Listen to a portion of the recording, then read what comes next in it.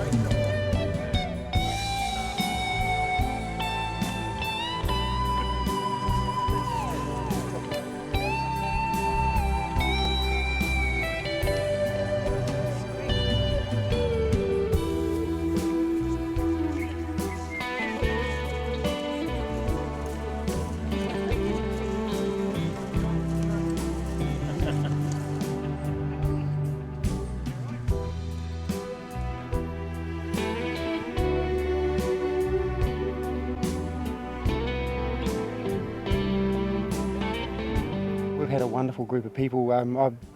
To explain, we start at 8 o'clock in the morning, have an hour for lunch. We're finishing by 3, 4 o'clock, and we're doing just under 40 Ks each day. 38 Ks a day. What did we do yesterday? 40.4 or something. So, yeah, we've been covering the ground.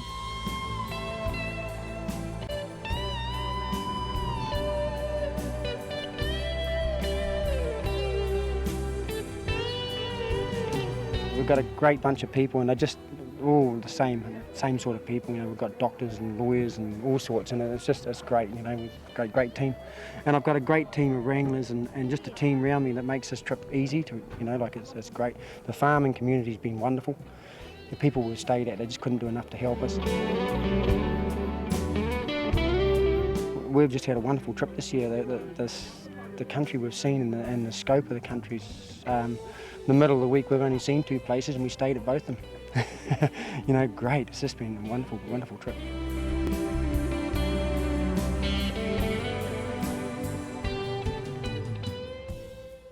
Yeah, on our trail we typically will cap the numbers at 12. This year we had 3 cancellations, but picked up an extra person, so we finished up with 10. We spent the Sunday night here at our place in Bannockburn, and then travelled over the Kenmure Mountains to Clyde, then down the Millennium Trail through the Earnscliffe Historic Tailings to Alexandra. And then a departure from our usual transport, we took Clutha River cruises down Lake Roxburgh to Doctors Point. Had a running commentary from Lawrence, which was excellent. Spent a couple of hours fossicking around Doctors Point and the old gold mining areas there, the old cottages and the mines and water races. And then we followed the lakeside track back to Alexandra and then over the Knobby Ranges to Roxburgh. We spent 2 nights en route on that part of the trail.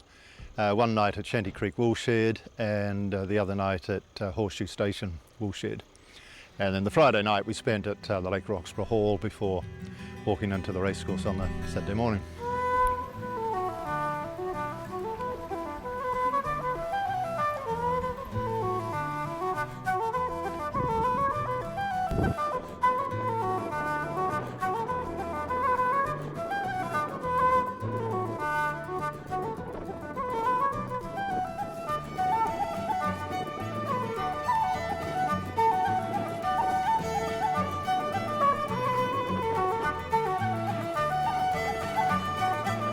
I just so enjoyed getting up to hiking and around all the gold history.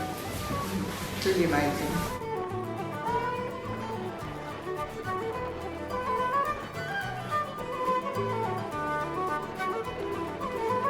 I just don't like the cold when I get cold. Apart from that, everything else is A1 plus. I hope nobody gets offended because I don't want to walk with anybody because I don't communicate well, but I enjoy their company anyway. But as long as they're walking beside me and I'm not talking, I'm happy.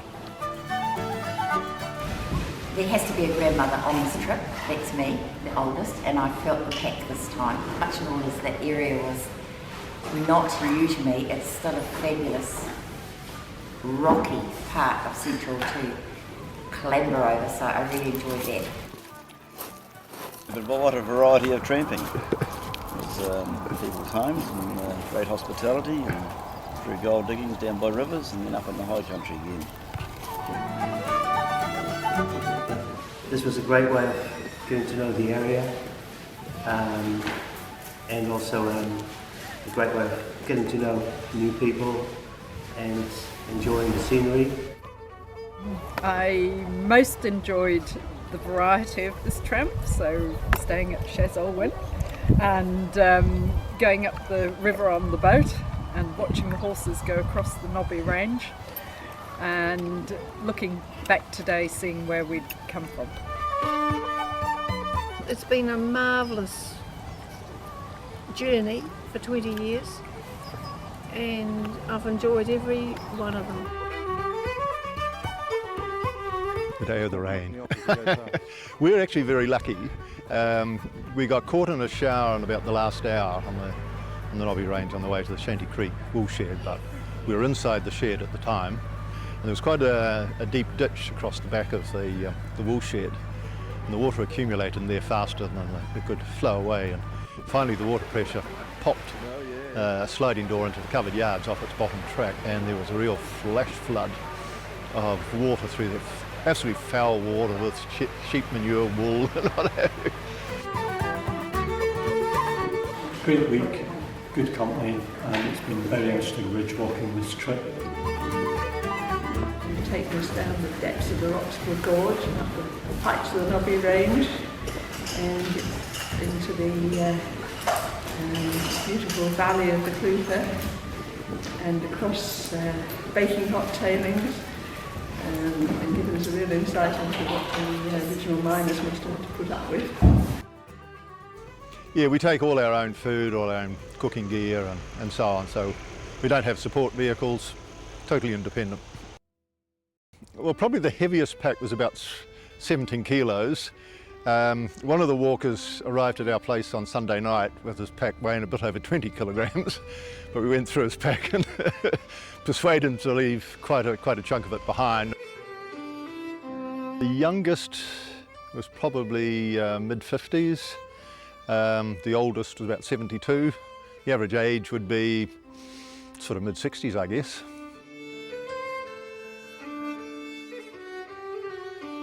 I'm very much aware that it's a Goldfields Heritage Trail, so we do try to include gold mining areas, and typically I'll locate information and put together some notes on the areas we're going through and distribute that to the cavalcaders.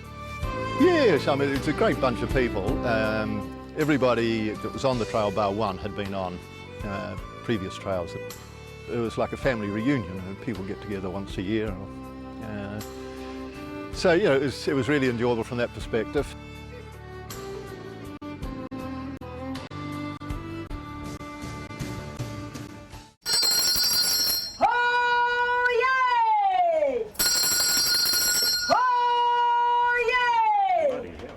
God bless all the cavalcaders and the Mount Banjo Show. God save the Queen! Leading out the cavalcade, here we've got Steve Clark and his merry band of walkers over the rocky ranges to Roxburgh. They started out at Bannockburn. They've come over the Kenmure Ranges. They actually had a bit of fun. They took a boat down to Doctor's Point, and then they went for a big hike way back up into the Knobbies. And these guys are self-contained.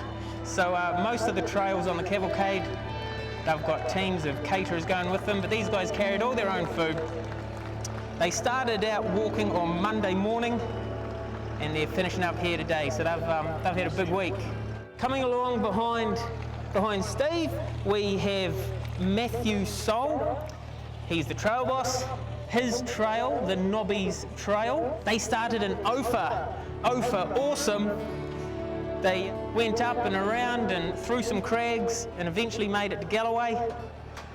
They've been up through Little Valley area to Mount Campbell and visited Speargrass Dam. Next year they'd like to have a few more walkers on their trail, so if anybody's thinking the cavalcade looks like a bit of fun and they'd like to take part, the walking trails are a fantastic option.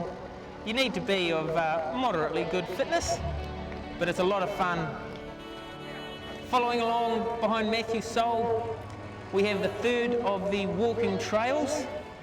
Trail boss is Sandra Kane from Dunedin, and they are the Onslow Overlanders. So they started just down the valley here, and they've been for big walks up into the mountains behind us. They've been over around Onslow and back down. Luckily on Wednesday night they were in a wool shed when that big rain came. Thursday night they were staying in a tent up on the mountains there, so had a bit of adventure, a bit of excitement, and by all accounts they've had a great week. So in Sandra Kane's trail we've got some pretty keen cavalcaders. Sandra Kane herself has done 22 cavalcaders. She's done every one of the walking trails. We've got Thomas Faulkner from Gore. He's done 21 walking trails.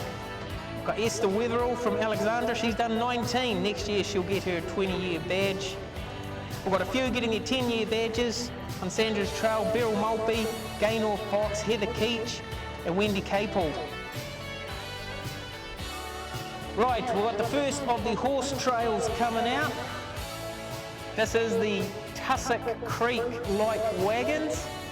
Tussock Creek have been a fantastic sponsor of the light wagons for years and years and years.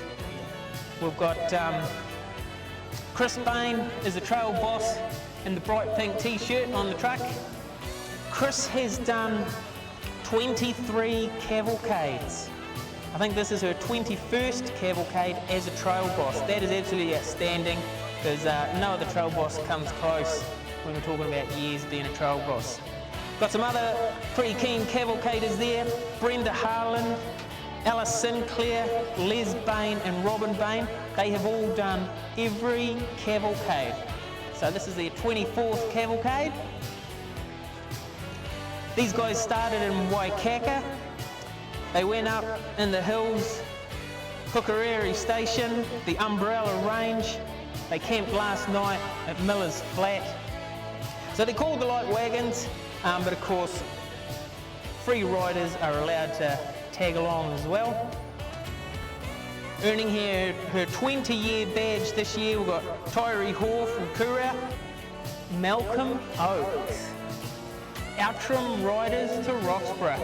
So these guys started very close to Outram, down on the Tyree Plains.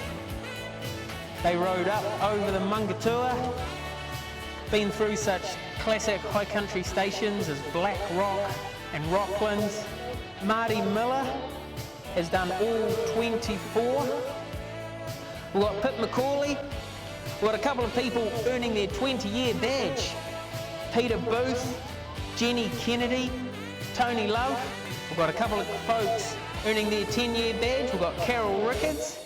She's from Martin. We've also got Sharon Brogan getting her 10-year badge on this trail today. The next trail coming along, the Boundary Wanderers.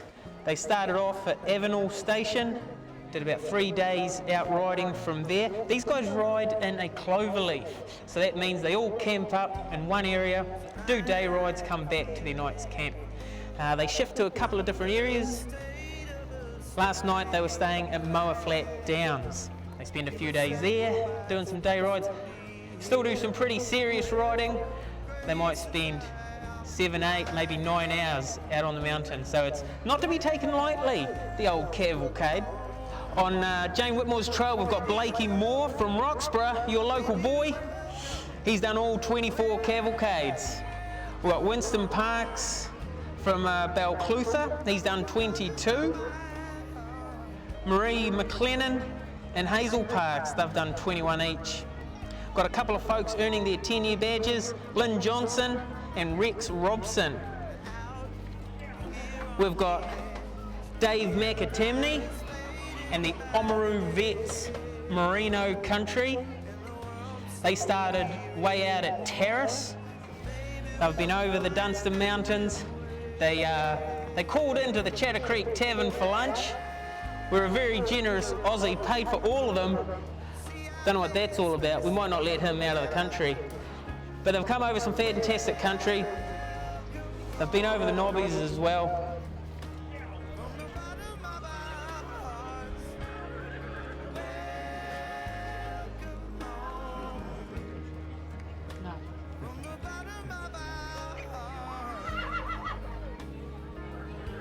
Now we've got the biggest trail of the Cavalcade, led by Bill Butler from Waikaka. His trail started all the way. Beauty, we've got the heavy wagons coming in now. The heavy wagons, it's a bit of a dying art, just being able to look after a team of heavy horses and the wagon that goes with it. So you are very, very fortunate to still see these heavy wagons. Luckily there's a lot of riders go with the heavy wagons. These guys are self-contained, so they don't have caterers with them, they do all their own cooking. These guys started near Poolburn. They've been over to Galloway, into Little Valley, finished up coming over the Nobbies and here to the Roxburgh Racecourse. We've got Frances Myatt in the red shirt on the front of the at the tail end wagon. Frances is 85. She's done a heap of cavalcade. She comes down from Christchurch each year. Give us a wave, Frances. Good on you for coming. We've got Daphne Turner, Alan McWhirter and Royce Clark all get their 10-year badge this year. Graham Irvine, he gets his 20-year badge. And Dave Murdoch, one of the wagon drivers, he's done 23. Good keen folks on the heavy wagons. So,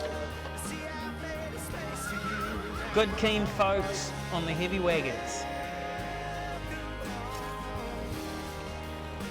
Now, we've got the biggest trail of the Cavalcade, led by Bill Butler from Waikaka. His trail started all the way over in Athol. They started off with a day's riding in the Eyre Mountains, and then they headed over past Fairlight, up into the Nevis. They went right over the very top of the Garvey Range, down to Gow Lake, hence the name, Gone to Gow. And they camped Wednesday night at Whitcomb Flat. Remember Wednesday night? That was the night when the rain really came down, and these guys were camped up at Whitcomb Flat. So who have we got of note on this one? We've got Jeanette Mackay from Alexandra. She's done all 24 cavalcades. Bill Sutherland from Cromwell. He's, don't know what happened, he must have missed one somehow. He's done 23. We've got Penny Kagan-Dixon from Dunedin and Leslie Williams from Gore. They've both done 22. My old school teacher from primary school, Adette Cockrell. Hi, Miss Adette. Miss Cockrell, sorry. Dear Adette. She's done 21. Brian Ben. He's a first aider, 21 as first aider. That's a massive effort. These guys are all volunteers. The first aiders, the trail bosses, the wranglers, the gophers. Got a couple of folks earning their 20-year badge on Bill Butler's trail, Joe Wakelin and John Cook, both from Cromwell. We've got a heap of 10-yearers. Carol Robertson, now she is a top woman. Carol's getting 10-year badge. Kristen Hubbard, Jan Moore, Cliff Moore, Lynn Warden, Phil Beckworth, Kathy Cummings, Ian Cummings, and Cora Kenny, all getting their 10-year badge this year.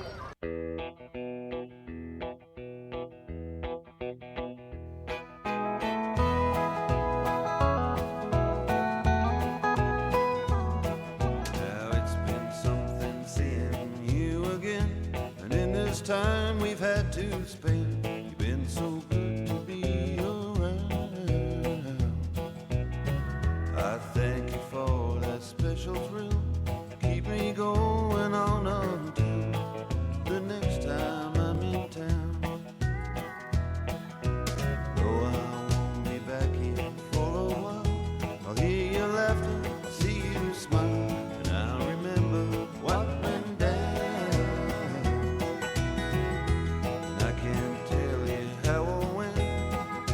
to seeing you again the next time I'm in town.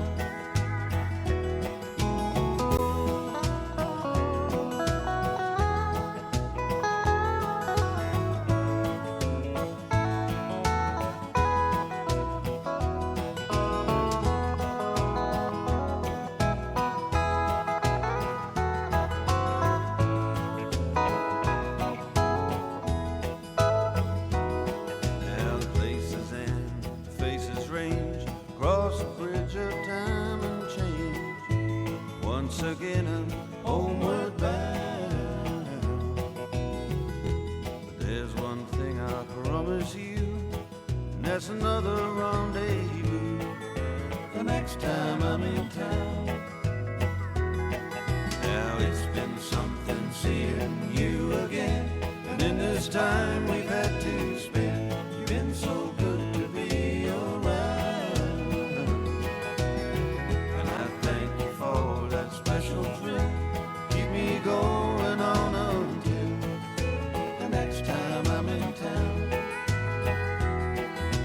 It's been something seeing you again, and in this time we've had to spend, you've been so good to be around. And I thank you for that special thrill, keep me going on until the next time I'm in town. It's been something seeing you again, and in this time we've had to spend, you've been so good to be around. I thank you for that special thrill, keep me going on until the next time I'm in town. Till the next time I'm in town. Till the next time I'm in town.